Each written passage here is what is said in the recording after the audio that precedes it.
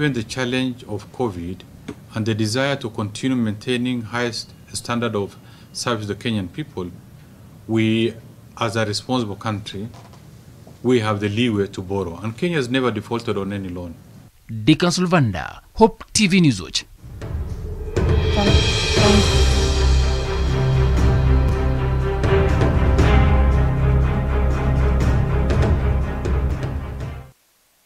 All primary and secondary schools will be required to have sports clubs and committees to manage the teaching of physical education. This is according to a new government policy aimed at entrenching games as a critical component of the curriculum. Education Cabinet Secretary Professor George Magoha, while speaking on Wednesday at the Kenya Institute of Curriculum Development, launched Kenya's first physical education and sport policy for basic education. According to Magoha, the Ministry of Education will mainstream physical education and sports in all learning activities. Here's Dolly Muirigi with more. We still remain outstanding for a prayer. The Ministry of Education has launched Kenya's first physical education and sport policy for basic education that will see schools required to have teachers trained and regularly retrained to teach physical education under the new guidelines. Although physical education is currently taught in schools, it is taken casually by learners and teachers because it is elective, non-examinable and rarely enforced. Speaking during the launch of the first ever physical education, PE and sport policy for basic education at KICD, Education Cabinet Secretary Professor George Magoha said the policy is part of the ongoing education reforms that birthed the competence-based curriculum CBC system, which was rolled out last year. Even as we go into this policy, it should be very clear to everybody that it is not the policy that is going to drive the change that His Excellency the President wants in the competency-based curriculum. It is we, the implementers. Magoha revealed that the unique policy is aligned to the new system that provides arts and sport as one of the career pathways that will go a long way in promoting realization of national goals of education. Can we ensure that when the Frimbi goes for physical education, you actually go to the fields and spend whether it is 40 or 50 minutes there? And this should be taken a step further, Dr. Gaturu. It is now time for you to right-size all the politically correct schools that are not giving our children the education that they require. One of the most important things that must be decided on as you register a school is whether there is a physical space for the children to do their normal exercise. The policy will make physical education compulsory and taught like other regular disciplines, with the ministry pledging to work with all relevant ministries and departments to implement the policy. Magoha said the policy is inclusive as it addresses challenges facing learners with disabilities.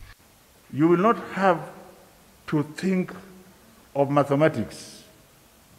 Like me, I have to think of maths, I have to think of biology, I have to think of physics and chemistry because I want to become a doctor. No, if I want to become a sports professor, I focus from there and I will excel.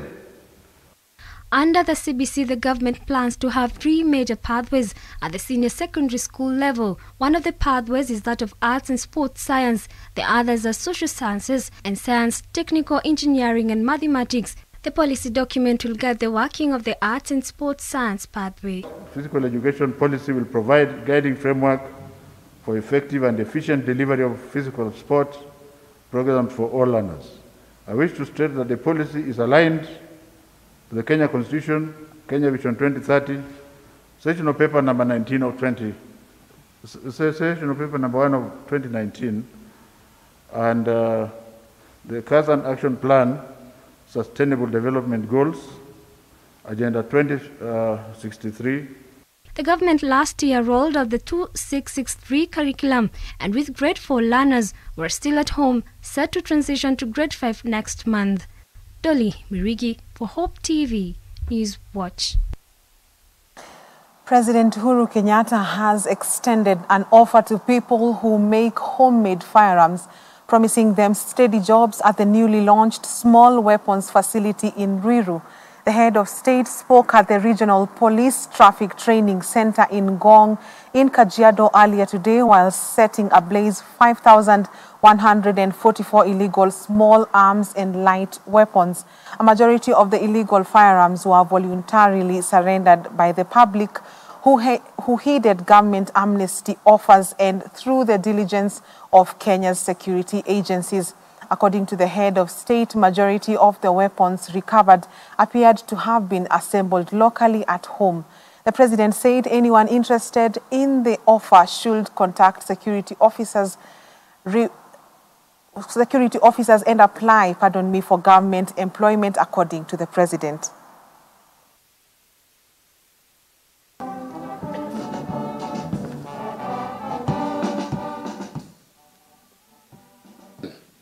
As we say, we are grateful for the progress made. It is, however, important to point out that notwithstanding successes made that have given rise to even today's event, we must always recognize that the fight is not yet won. The Eastern African region remains awash with illegal small arms and light weapons, some of which are likely to continue to find their way into our country. We need to collect all illegal weapons in Kenya and across the region in order to rebuild real peace in our communities. And I therefore call upon all our citizens who may in any way and for whatever reason be in possession of illegal firearms to submit the weapons to our authorities under the cover of the amnesty for illegal possession of firearms. An illegal gun makes you less safe, not more safe. An illegal gun, no matter how good your intentions, makes you a criminal and liable to face the full force of the law. If you have any security concerns, please let us work together. Your recourse is to engage the government, not to confront it. And we, is my promise, shall respond and address your needs. Indeed, when my administration came into office, our nation was in the grips of carjacking, runaway banditry, and other violent crimes. Since then, we have achieved a year-on-year sustained reduction in every category of violent crime. There is no longer any excuse for you to have an illegal gun or to take the law into your own hands. I call on all Kenyans to let the authorities know about any information you have of weapons in our communities, and such small efforts, I do believe, will bring peaceful days to you and your children, your grandchildren, and indeed to all our futures. The rising number of COVID-19 infections in Kisumu County has caught the attention of the Council of Governors. Chairman Martin Wambora says the council is working closely with the Kisumu County government to develop a strategy that will contain further spread of the virus. The council has also acknowledged the decreasing number of COVID-19 patients in various hospitals across the country. Tiffany Wamboi now reports. As the COVID-19 pandemic continues to surge throughout the country, the Council of Governors portrays a rather positive highlight in the combat against the virus. According to the Council of Governors Chairman Martin Wambora, there is a notable decrease in hospital admissions across 26 counties, with an improvement in the recovery of COVID-19 patients from more severe cases. Well, there's been an overall increase in COVID-19 positive cases. There is a decrease of admissions in the hospitals, as indicated by our sampled 26 counties as follows. Isolation beds, in the last week, the total number of available beds in the isolation center was down by 138 beds to 5,922, meaning there's improvement. The council, however, actively urges Kenyan citizens to strictly adhere to all the guidelines and protocols laid down by the Ministry of Health in containing the spread of the virus. With over 975,000 vaccine doses administered so far, governors are appealing to Kenyans to receive vaccinations from government-approved facilities. Further, since the rollout of the second dose of their vaccine, a total of 8,181 persons have been vaccinated as follows. Healthcare workers, 4,607. Others, 1,514. Above 58, 1,053. Teachers, 606. Security officers, 401. We urge those who have received the 2 doses to continue observing all the government protocols, as research is still going on to ascertain the extent to which the vaccine protects against infection and transmission. The alarming spike of COVID-19 cases in Kisumu County has as well caught the council's attention, with Wambora saying the Council of Governors is working closely with the Kisumu County Multi-Agency Committee to ensure that measures are developed to effectively battle the rapid spread of the virus. Kisumu County, which hosted this year's Madaraka Day celebrations, has been recording the highest number of new COVID-19 infections. The Lakeside City recorded 145 new cases on Friday last week, representing 1/3 of all reported cases countrywide. We urge the residents of Kisumu and the other 10 neighboring counties, namely Siaya, Homa Bay, Migori, Kisii, Nyamira, Busia, Bungoma, Vihiga, Kericho and Bomet, to ensure strict adherence to the laid down health protocols. Reporting for Hope TV Newswatch, I'm Tiffany Wamboi. Thanks, Tiffany. Today, the Ministry of Health has reported 589 new COVID-19 cases from a sample size of 4,995 tested in the last 24 hours. The positivity rate is now 11.8%. Total confirmed positive cases are now 173,661, and cumulative tests so far conducted at 1,845,884. Fortunately, 312 patients have recovered, and total recoveries now stand at 118,933. Sadly, 19 people have succumbed to the disease, all of them being late deaths reported after conducting facility record audits. This now pushes the cumulative fatalities to 3,345.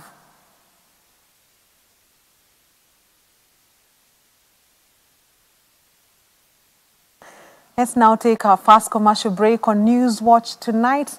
Keep it Hope TV, where you look and live.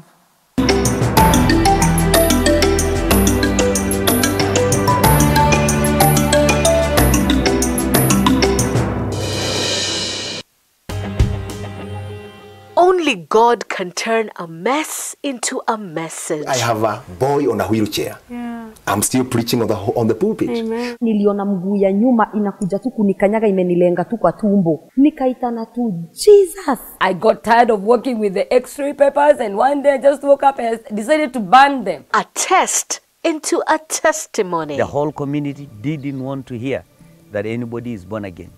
Excommunicated straight. Bila Yesu hakuna njia. Join Sharon Naitore Wangenye on Testify. Katika hiyo harakati hiyo spirit kakemewa, mimi nimeona Yesu Kristo namna hii. Kwa msalaba. Opa. Hallelujah. Hallelujah. Every Thursday at 8 p.m. for a moment to grow your faith some more. Welcome to Activate.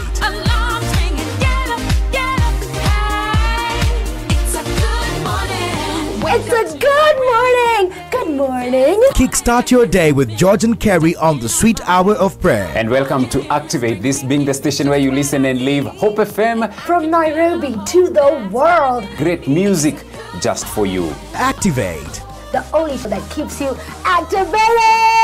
Yes, indeed. Activate. Every weekday morning from 5 a.m. to 9 a.m. Only on Hope FM, where you listen and live.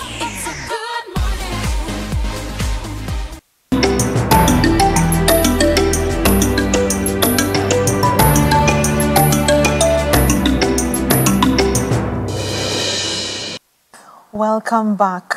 The family of the late Kalembe Ndile has held a funeral service at the St. Veronica Catholic Church in Syokimau to honor the former legislator. The 57-year-old Kalembe has been hailed by friends and family as a courageous leader who cared about his family and people at large.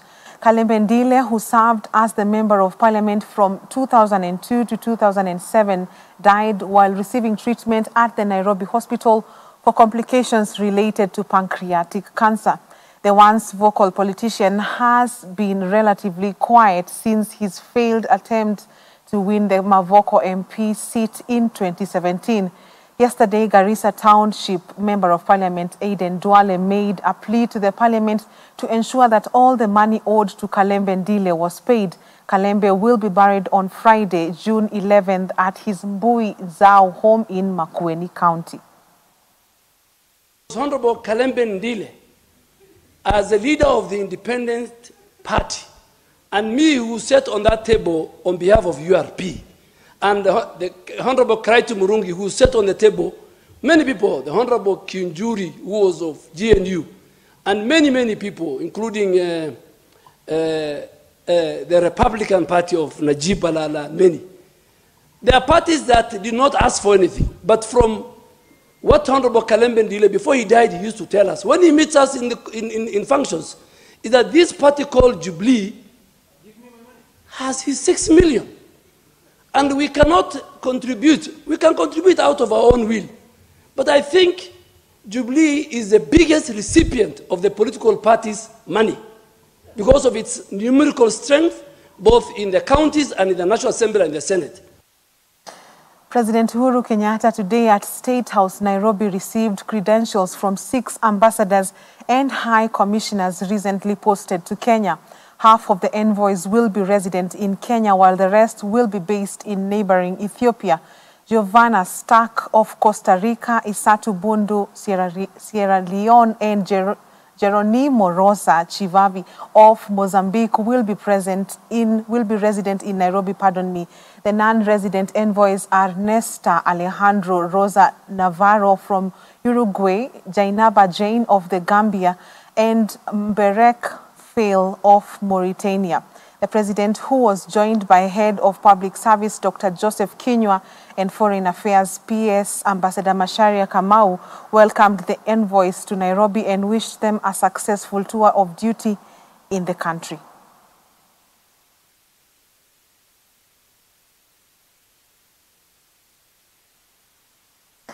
In solidarity and affirmation of human rights for all, rights organization Haki Africa has called on the government and the Ministry of Foreign Affairs to investigate the increase in cases of human rights violations of Kenyan migrant workers in Gulf countries.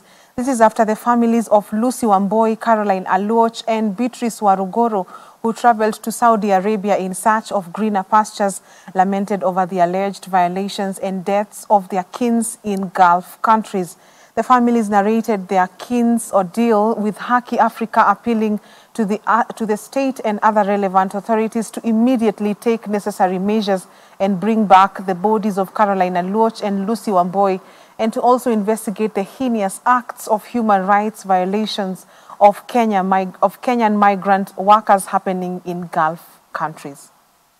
Mbona unajificha hii maisha ya watoto wetu? Watoto wanaenda huko wanasumbukana. Watoto wanaenda huko wanachoma. Sauri gani hawa nini agent? Hawafuatilii maneno ya watoto hizi ili ambayo wanatuma huko. Wakisatupa huko wanatupa tu. Huyu msichana wangu alifariki huko December, na tukapata hiyo habari that fast, na tukakuja paka hapa Nairobi. Paka wa leo ni miezi 6 inaisha, hatujawahi kupata usaidishi. Tumeenda hizo ofisi zote unasikia zinatajwa, hakuna usaidishi wowote. Sasa sisi kama Kenyans tunaweza kwenda kusaidiwa wapi ikiwa hatuwezi kupata usaidishi kwetu kwa Nyandarua County ama hapa Kenya? Ilinibidi nichukue hiyo namba ilikuwa inatoka kwa Foreign Affairs Diaspora Unit, nikawapigia nikauliza, hii message yenye mmepea babangu ni kweli? Wakaniambia ni hivyo, tumepata message from the Embassy of Saudi na inasema ya kwamba Caroline alipatikana kama amekufa, na it has been confirmed dead by her, the boss and the sponsor. I mean the sponsor and the doctor. Nikawauliza mbona iko hivyo, na the boss herself aliniambia kwamba msichana wetu hajui penye yako, but juzi akaniambia kwamba hako hospitalini na amepelekwa mental hospital. Imekuwaje sasa hii wamempata kama amekufa, amejiua? Kwanza hiyo barua ilisema she commits suicide, eti amejiua kwa room yake. Ilibidi niwaulize wa diaspora unit, mbona wanasema amekufa kwa room yake, yet boss wake hajui penye alikuwa, na daktari pia boss wake na daktari ndio wameconfirm yeye amekufa. How possible? Hizi cases zimekuwa mingi sana kwa ofisi zetu, na pia tunaarifiwa kuwa kuna wale wanataka kupelekwa around 35,000 girls to Saudia, na ni hangaiko kwetu kama shirika, mimi kama mfanyikazi wa Haki Afrika, na pia mimi kama mkaaji wa Kenya, na pia mimi kama mama. Ni huzuni, mumesikia hizo hadithi zote, Carolina Luoch, mumesikia Lucy Walienda, na vifo vyao havieleweki. It's mysterious death. So na wametembea ofisi ambazo zinafaa kusaidia wa Kenya. Foreign Affairs zinafaa kusaidia wa Kenya. Ombi letu pia kama shirika na pia demand kwa serikali, it is the government's obligation to make sure that we citizens have jobs and decent jobs. The reason why our girls are going to the Gulf is because we don't have jobs here in Kenya. So we demand the government of Kenya to create jobs for our young girls and boys who are going to Saudi Arabia to get exploited. This is now modern slavery. Let's go across borders. Ugandan President Yoweri Museveni has appointed a new cabinet with 31 ministers and 50 deputies. The list features over 10 female cabinet members. Jessica Alupo, a retired army major, is the new vice president, the second woman in the country's history to be appointed to the position. She has previously served as education minister. Robina Nabanja, a senior ruling party official, becomes the prime minister and leader of government business in parliament. She has been a deputy health minister. Rebecca Kadaga, a lawyer and career politician who was until recently the speaker of parliament, becomes the new first deputy prime minister. She will also be in charge of the East African Community Ministry. The president has introduced several new faces in cabinet after more than 20 ministers in the previous one, including the vice president, lost their parliamentary seats in the January general elections.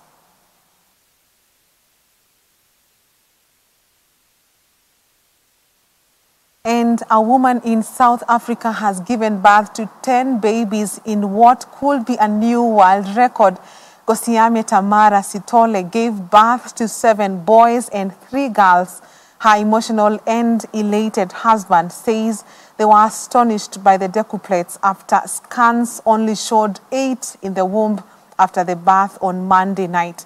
37-year-old Sitole had previously given birth to twins who are now 6 years old. She is said to be in good health after delivering by cesarean section 29 weeks into her pregnancy in Pretoria last month. Last month, 25-year-old Halima Sise from Mali gave birth to 9 babies who are reported to be doing well at a clinic in Morocco. Another woman who had 8 babies in the U.S. in 2009 currently holds the Guinness World Record for the most children delivered at a single birth to survive.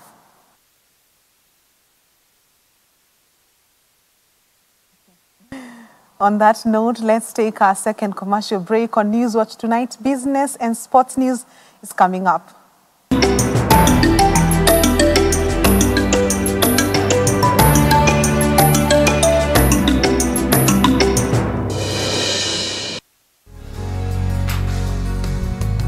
We praise together, we praise Him. Whether you are fat or thin, and for me, I don't consider myself fat. I consider myself good for my purpose, to hug women.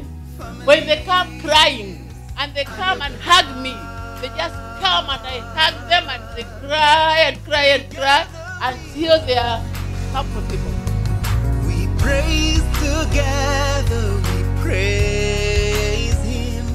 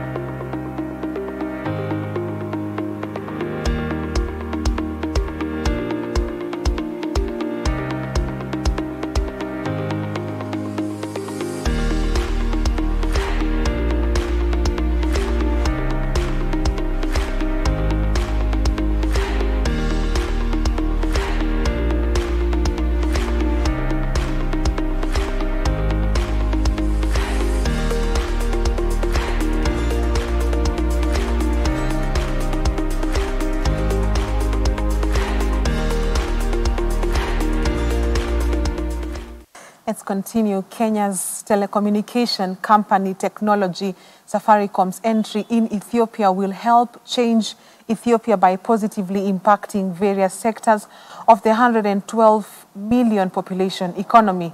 This is according to President Uhuru Kenyatta, who spoke on Tuesday evening in Ethiopia's capital, Addis Ababa, as he led the awarding ceremony of Ethiopia's Addis Communications Safaricom license, a move he said will help Ethiopia create over 1.5 million new job opportunities for its citizens.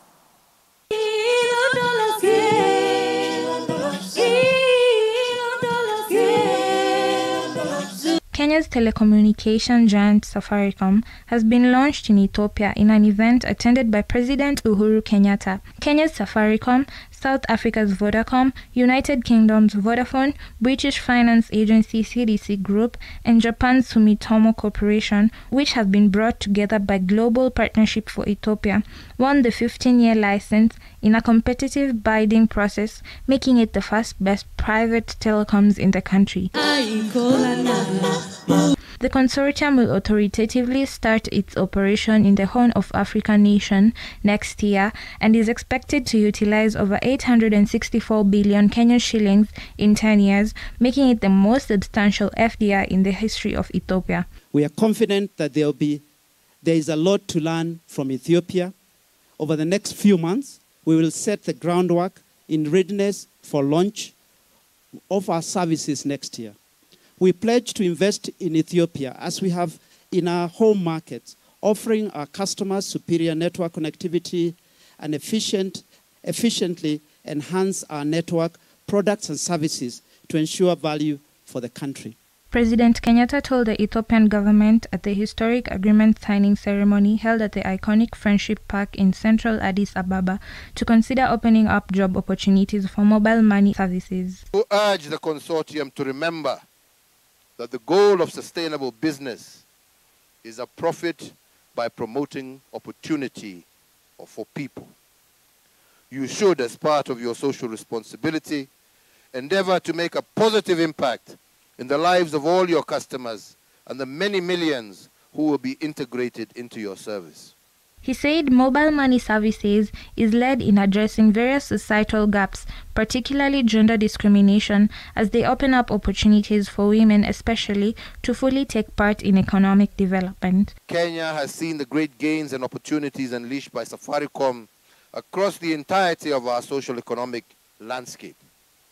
Ethiopia now stands at the cusp of making even greater strides in Safaricom's areas of strength, which include digital presence, mobile money, telephony, data and fiber connectivity, as well as business, agricultural, health solutions, amongst others. Ethiopian Prime Minister Dr. Abiy Ahmed said the award of the telecommunications license will yield inclusive prosperity, with the competition creating a better telecommunications sphere in Ethiopia. A more vibrant telecommunications sector will contribute billions to Ethiopia's economy through SME productivity gains, job creations, and private sector participation, which taken together can have an exponential impact on economic growth. Velma Maresa, Hope TV Newswatch. Jubilee Alliance General Insurance and Kenya National Chamber of Commerce and Industry have today unveiled a range of insurance solutions aimed at providing a financial cushion to SMEs across the country. SMEs who are members of KNCCI will be able to access simple insurance solutions with extended discounts and ability to pay in installments without affecting cash flow. The solution is part of the value adds to members by ensuring business continuity. One of the reasons why SMEs fail is diversion of funds to address risk events that would otherwise be insured, for example, illness in family, theft of stock, fire, flood, even accidents. The insurance solutions will be accessed through an online portal, and members can visit their country chamber offices countrywide for for support. The partnership aims at providing insurance protection to over 45,000 members and in turn reduce the risk of load defaults, staff layoffs and business closure.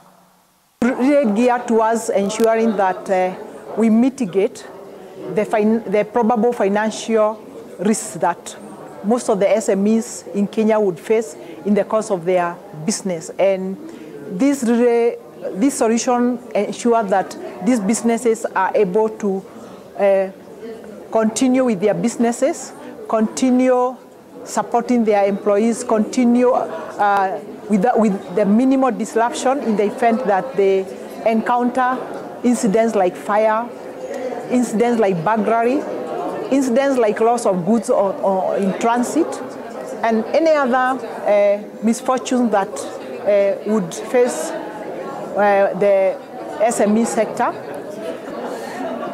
Venture between Alliance and Kenya National Chamber of Commerce.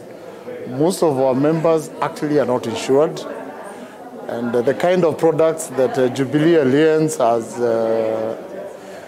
proposed to bring on board on behalf of our members is a milestone, and it's going to go a long way in ensuring our members are cautioned against risks. Glovo, the global on-demand delivery platform headquartered in Barcelona, has launched its first micro-fulfillment center in Nairobi as the company expands its quick commerce division. Q-commerce means that customers can use Glovo to order from their favorite supermarkets and neighborhood stores. And from today, they can now additionally order from Glovo Market.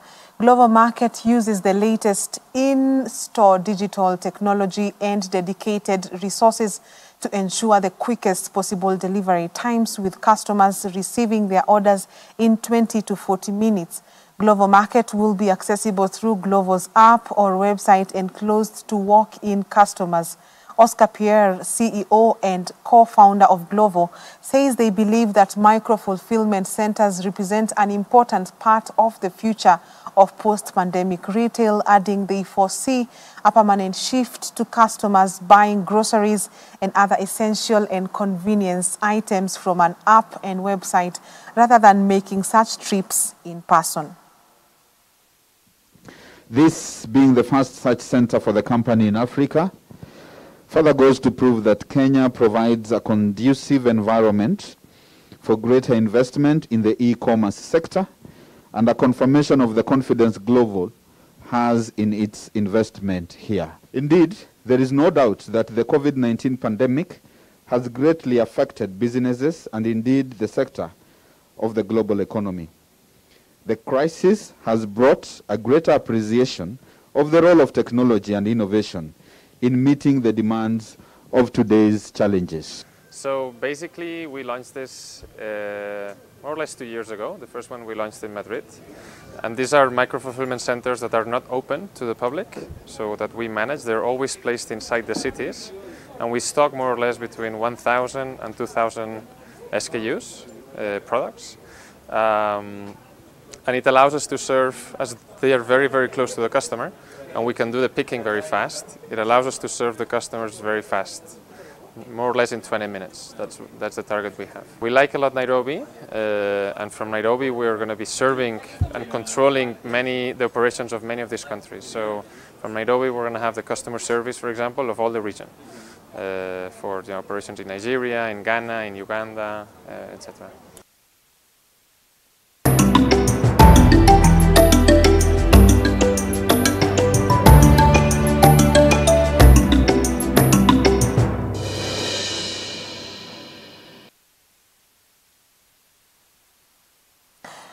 And in sports, Malkia striker head coach Paul Bitok has lamented that his squad is affected following their lack of training in Brazil. The government, through the Ministry of Health on Saturday, said they had cancelled the team's 45-day high-performance training camp in Sao Paulo, citing fear over the spike in COVID-19 infections in Brazil. By Wednesday, statistics revealed that infections in the South American country had hit the 14.6 million mark, with 401,000 deaths so far. Nevertheless, Bitok is positive that his team will perform their level best to win the tournament.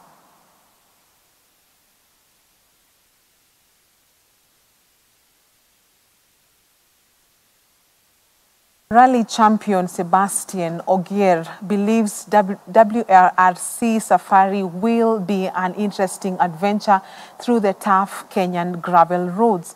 Ogier nevertheless alluded that the nature of Kenyan gravel roads will require extra caution on tires. The Safari has over the years upheld its reputation as the world's toughest rally sport event. The Frenchman sealed his third win of the season during the weekend's Rally Italia Sardegna to add up to his stellar drive in Croatia and Monte Carlo, where he celebrated a record-breaking 8th win in France's iconic round of World Rally Championship. Of course, it's very nice to see the excitement that people have, that you guys have about this rally. It's you know, World Championship, and we didn't have an event on the African continent, so it's nice to have it back. And Kenya has such a history with rally that I think, of course, the drivers of our generations never been there. So I think we are all excited to see that. And you know, in all days, WRC have become really very, very competitive, where we drive flat out from the start to the end of the rally, and it's really driving on the limit, almost like circuit racing, but on open roads. And I think in Kenya, going to be probably a little bit different. We're going to, I think, have to change our approach and be a bit more, let's say, clever, keep the eyes wide open, and try to survive. Because I think, yeah, it will be an adventure, and our cars haven't faced this kind of tough condition for a long time. So it's going to be interesting.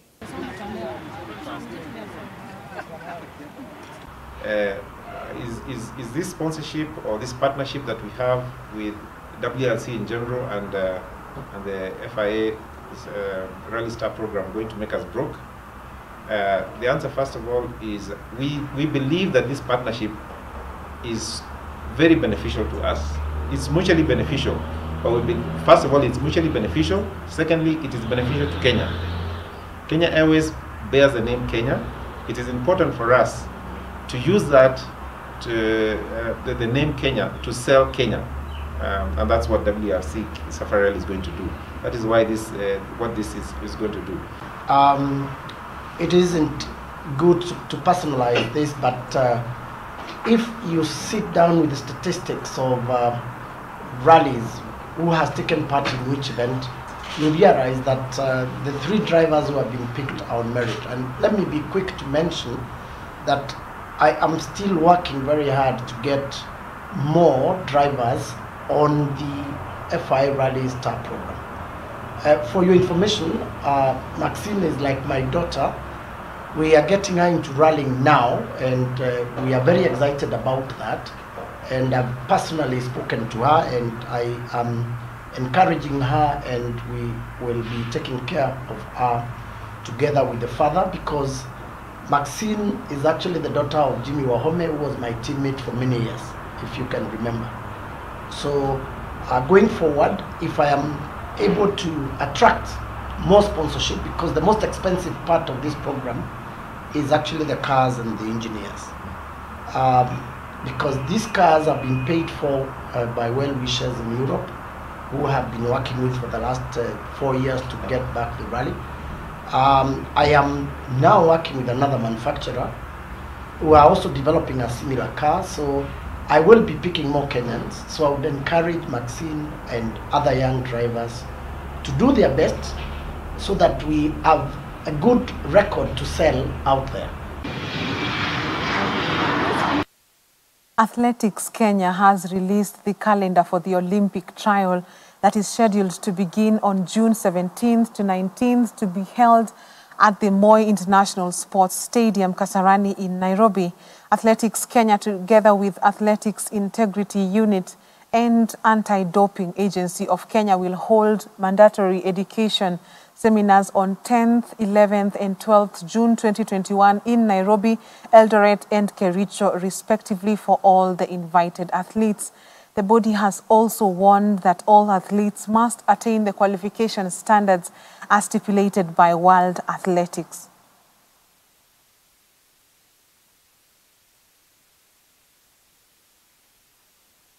And Bruno Lage has been appointed as the new Wolverhampton head coach. Lage has taken over from Nuno Santos, who resigned at the end of the last season. The Portuguese joins, having most recently spent 18 months at the helm of Benfica, who he led to the Primeira Liga title in his first season in management. The Portuguese took his first steps in Benfica, where he managed every youth level between 2004 and 2012 and molded himself into a modern-day coach. I'm very happy because I returned to this country and now returned to be the manager of a big team. And team want to do a club, want to do history and a chance to compete in the Premier League. So happy, exciting, and with a big ambition to do great things for this club. I know it's a bit of a whirlwind flying in. This is your first day in the job. What's it been like? A busy day, just to try to know everyone, to see what the club have to offer, and my first idea is to try to link everyone together, because I want to create a good dynamic of group with my staff, with all the departments the club have, try to link all together to start to build up the new cycle. I think it's a good opportunity to understand what Nuno did in these 4 years, and my ambition is to continue and to improve what he did in these 4 years. That's all we had for you on Newswatch tonight. Thank you for watching. My name is Tess Njenga, and our sign language interpreter is Boniface Murithi. God willing, tune in again tomorrow on Hope TV. Same place, same time. Have a good night. God bless you.